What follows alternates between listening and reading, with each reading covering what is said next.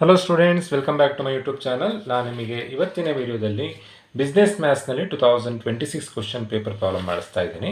ಅದರಲ್ಲಿ cross multiplication ಮೆಥಡಿನ solution ಮಾಡಿಸ್ತಾ ಇದ್ದೀನಿ. ಕ್ವಶನ್ ಈ ಥರದಲ್ಲಿದೆ. 12th ಒನ್ ಕ್ವಶನ್ 15 ಮಾರ್ಕ್ಸಿಗೆ ಕೇಳಿರುವಂಥ ಕ್ವಶನ್. ABC 3 ಕೊಟ್ಟಿದ್ದಾರೆ. First one cross multiplication, second one compound interest, next speed related problem ಕೊಟ್ಟಿದ್ದಾರೆ. ಕ್ರಾಸ್ ಮಲ್ಟಿಪ್ಲಿಕೇಶನ್ ಮೆಥಡಿನ ಕ್ವಶನ್ ಈ ಥರದಲ್ಲಿದೆ. ಈಕ್ವೇಷನ್ ಹೀಗೆ ಕೊಟ್ಟಿದ್ದಾರೆ: 6x - 7y + 12 = 0, 7x - 4y - 11 = 0. Solve by cross multiplication method ಅಂತ ಕೊಟ್ಟಿದ್ದಾರೆ. ನೋಡಿ, ಕ್ರಾಸ್ ಮಲ್ಟಿಪ್ಲಿಕೇಶನ್ ಮೆಥಡ್ನಲ್ಲಿ ಸೊಲ್ಯೂಷನ್ ಮಾಡಬೇಕಾದ್ರೆ ಯಾವಾಗಲೂ ನಂಬರ್ಸ್ ಈಕ್ವಲ್ಸಿನ ಲೆಫ್ಟ್ ಸೈಡ್ನಲ್ಲೇ ಇರಬೇಕು. ಈಗ ಲೆಫ್ಟ್ ಸೈಡ್ನಲ್ಲೇ ಕೊಟ್ಟಿದ್ದಾರೆ. ಒಂದು ವೇಳೆ ನಂಬರ್ಸ್ ಏನಾದರೂ ಹೊರಗಡೆ ರೈಟ್ ಸೈಡ್ನಲ್ಲಿ ಕೊಟ್ಟಿದ್ರೆ ಅದನ್ನು ಚೇಂಜ್ ಮಾಡ್ಕೊಳ್ಬೇಕು. ನೀವು ಅದನ್ನು ಲೆಫ್ಟ್ ಸೈಡಿಗೆ ತೊಗೊಂಡೋದ್ರೆ ಆಯ್ತು. ಅದನ್ನು ಹೇಗೆ ಅನ್ನೋದನ್ನು ನಾನು ನಿಮಗೆ ಫಸ್ಟ್ ವೀಡಿಯೋದಲ್ಲಿ ತಿಳಿಸಿದ್ದೆ. ಈಗ ನಾನು ಡೈರೆಕ್ಟಾಗಿ ಈ ಪ್ರಾಬ್ಲಮಿಗೆ ಸೊಲ್ಯೂಷನ್ ಹೇಳ್ತೀನಿ. ನೋಡಿ, ಕ್ರಾಸ್ ಮಲ್ಟಿಪ್ಲಿಕೇಶನ್ ಮೆಥಡ್ನಲ್ಲಿ ನೀವು ಸೊಲ್ಯೂಷನ್ ಮಾಡಬೇಕಾದ್ರೆ ಒಂದು ಫಾರ್ಮುಲಾ ನೀವು ನೆನ್ಪಿಟ್ಕೊಳ್ಬೇಕು. ಇದನ್ನು ಬಯಾಟ್ ಮಾಡಿ ಕಲಿಯುವಂಥ ಅವಶ್ಯಕತೆ ಇಲ್ಲ. ಜಸ್ಟ್ ನೋಡಿ, ABC AB ಅಂತ ಬರ್ಕೊಂಡ್ರೆ ಆಯಿತು. ABC AB. Next again ABC AB. A cancel ಮಾಡಿ, B1 B2 C1 C2 A1 A2 B1 B2. Then ಹೀಗೆ ಇಂಟು ಸಿಂಬಲ್ ಹಾಕ್ಕೊಳ್ಳಿ. X Y 1. ಫಾರ್ಮುಲಾ ಹೇಗೆ ಅಂತಂದರೆ X / B1 C2 cross multiplication. B1 C2 minus B2 C1 equals Y / C1 A2 minus C2 A1. ನೀವು ಇದನ್ನು ಬಯಾಟ್ ಮಾಡಿ ಕಲಿತೀರಾ ಅಂತಂದರೆ full confusion ಆಗುತ್ತೆ. So ಈಗ ಬರ್ಕೊಂಡ್ರೆ ತುಂಬಾ easy. A1 B2 minus A2 B1. ಈಗ ಸೊಲ್ಯೂಷನ್ ಸ್ಟಾರ್ಟ್ ಮಾಡೋದಕ್ಕಿಂತ ಮುಂಚೆ ನಾವು ಫಸ್ಟು ವ್ಯಾಲ್ಯೂಸ್ ಬರ್ಕೊಳ್ಳೋಣ. A1 A2 ಅಂತಂದರೆ ಫಸ್ಟ್ ಇರೋದು ಇಲ್ಲಿ ಎಕ್ಸ್ ಪಕ್ಕದಲ್ಲಿ ಏನು ವ್ಯಾಲ್ಯೂ ಇದೆ? ಏನೂ ಇಲ್ಲ ಅಂದರೆ 1 ಅಂತ ಬರ್ಕೊಳ್ಬೇಕು. ಈಗ 6 ಇದೆ. A1 value 6, A2 value 7. Next B1 B2. B1 value ಎಷ್ಟಿದೆ? -7 ಇದೆ. B1 -7, B2 -4. Next C1 C2. C1 C2. C1 value ಎಷ್ಟಿದೆ? +12 ಇದೆ. C2 ವ್ಯಾಲ್ಯೂ -11 ಇದೆ. ಸೊ ನಾವು ಇದನ್ನು ಸಿಂಪ್ಲಿಫೈ ಮಾಡ್ತಾ ಹೋದರೆ ಆಯಿತು. ಫಸ್ಟ್ ನೋಡಿ, X / B1 C2. B1 ಎಷ್ಟಿದೆ? -7. B1 into C2. C2 value ಎಷ್ಟಿದೆ? -11. ಮೈನಸ್, ಈ ಮೈನಸ್ ಫಾರ್ಮುಲಾದಲ್ಲಿರುವಂಥ ಮೈನಸ್ ಇದು. B1 ವ್ಯಾಲ್ಯೂ -7 ಇತ್ತು.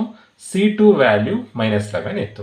Minus ಫಾರ್ಮುಲಾದಲ್ಲಿರೋದು B2 C1. B2 value ಎಷ್ಟು? -4. C1ನ ವ್ಯಾಲ್ಯೂ 12. ಅಲ್ಲಿಗೆ ಎಕ್ಸ್ ಆಯಿತು. ಅದೇ ಥರನೇ ವೈ ಬರ್ಕೊಳ್ಬೇಕು. ವೈಗೆ C1 A2. C1 value 12 into A2 value 7 minus C2 A1. C2 value -11, A1 value 6 equals 1 / A1 B2. A1 value 6, B2 value -4 minus A2 B1. A2 value 7, B1 value -7. So ಇದನ್ನು simplify ಮಾಡಿದ್ರಾಯಿತು. First x / minus into minus plus ಆಗುತ್ತೆ. 11 7 77 minus into minus plus ಆಗುತ್ತೆ. Again plus 12 4 48 equals Y / 12 7 84 minus into minus plus 11 6 66 equals 1 plus into minus minus 6 24 minus into minus plus 7 49. Next ಹಾಗೆ simplify ಮಾಡ್ತಾ ಹೋಗೋಣ. X / 77 + 48 ಅಂತಂದರೆ 125 ಆಗುತ್ತೆ. Equals Y / 84 + 66 ಅಂತಂದರೆ 150 ಆಗುತ್ತೆ. Equals 1 / -24 + 49 ಅಂತಂದರೆ 25 ಆಗುತ್ತೆ. ನೆಕ್ಸ್ಟ್ ಸಿಂಪ್ಲಿಫೈ ಮಾಡೋದು ಹೇಗೆ ಅಂತಂದರೆ ಫಸ್ಟು ಎಕ್ಸ್ ಸಿಂಪ್ಲಿಫೈ ಮಾಡ್ಕೊಳ್ಬೇಕು. X divided by 125 equals 1 divided by 25. Next simplify ಮಾಡೋದು ಹೇಗೆ ಅಂತಂದರೆ ಕ್ರಾಸ್ ಮಲ್ಟಿಪ್ಲಿಕೇಶನ್. 25 ಇಂಟು ಎಕ್ಸ್ ಅಂತಂದರೆ 25x ಆಗುತ್ತೆ, ಈಕ್ವಲ್ಸ್ 125 ಇಂಟು 1 ಅಂತಂದರೆ 125. X equals 125 divided by 25. X equals 25 1 25 525, X equals 5. ಅಲ್ಲಿಗೆ ಎಕ್ಸ್ ವ್ಯಾಲ್ಯೂ ಫೈಂಡ್ ಔಟ್ ಮಾಡಿ ಆಯಿತು. ವೈ ಅನ್ನು ಕೂಡ ಹಾಗೆ ಫೈಂಡ್ ಔಟ್ ಮಾಡ್ಕೊಳ್ಳೋಣ. Y divided by 150 equals 1 divided by 25. Cross multiplication ಮಾಡಬೇಕು. 25 ಇಂಟು ವೈ ಅಂತಂದರೆ 25y, 150 ಇಂಟು 1 ಅಂತಂದರೆ 150. 25y equals 150, y equals 150 divided by 25, y equals 150 divided by 25 ಅಂತಂದರೆ ಆನ್ಸರ್ 6 ಬರುತ್ತೆ. ಸೊ ನೀವು ಮಾಡಿರುವಂಥ ಸೊಲ್ಯೂಷನ್ ಕರೆಕ್ಟ್ ಆಗಿದೆಯಾ ಅಂತ ಕ್ರಾಸ್ ಚೆಕ್ ಮಾಡ್ಬೋದು. ಕ್ರಾಸ್ ಚೆಕ್ ಮಾಡೋದು ಹೇಗೆ ಅಂತಂದರೆ ನೋಡಿ, ಕ್ವಶನಲ್ಲಿ ಕೊಟ್ಟಿರುವಂಥ ಈಕ್ವೇಷನ್ ಬರ್ಕೊಂಡು ಸಿಂಪ್ಲಿಫೈ ಮಾಡಿದಾಗ ಆನ್ಸರ್ 0 ಬರಬೇಕು.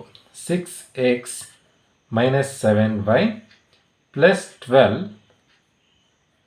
ಈಕ್ವಲ್ಸ್ 0 ಅಂತ ಕೊಟ್ಟಿದ್ದಾರೆ. ಎಕ್ಸ್ ಇರೋಲ್ಲಿ 5 ಬರ್ಕೊಂಡು, ವೈ ಇರೋಲ್ಲಿ 6 ಬರ್ಕೊಂಡು ಸಿಂಪ್ಲಿಫೈ ಮಾಡಬೇಕು. ಆನ್ಸರ್ 0 ಬರಬೇಕು. 6 ಇಂಟು ಎಕ್ಸ್ ವ್ಯಾಲ್ಯೂ ಎಷ್ಟು 5 ಮೈನಸ್ 7 ಇಂಟು ವೈ ವ್ಯಾಲ್ಯೂ ಎಷ್ಟು ಬಂದರೆ 6 ಪ್ಲಸ್ 12 ಮಾಡಿದಾಗ ಆನ್ಸರ್ 0 ಬಂದರೆ ನೀವು ಮಾಡಿರುವಂಥ ಸೊಲ್ಯೂಷನ್ ಕರೆಕ್ಟ್ ಆಗಿದೆ ಅಂತ. 6 30 ಮೈನಸ್ 7 42 ಪ್ಲಸ್ 12 ಸಿಂಪ್ಲಿಫೈ ಮಾಡಿದಾಗ 0 ಬರಬೇಕು. ನೋಡಿ, 30ರಲ್ಲಿ 42 ಕಳಿಬೇಕು, ಮೈನಸ್ 12 ಆಗುತ್ತೆ.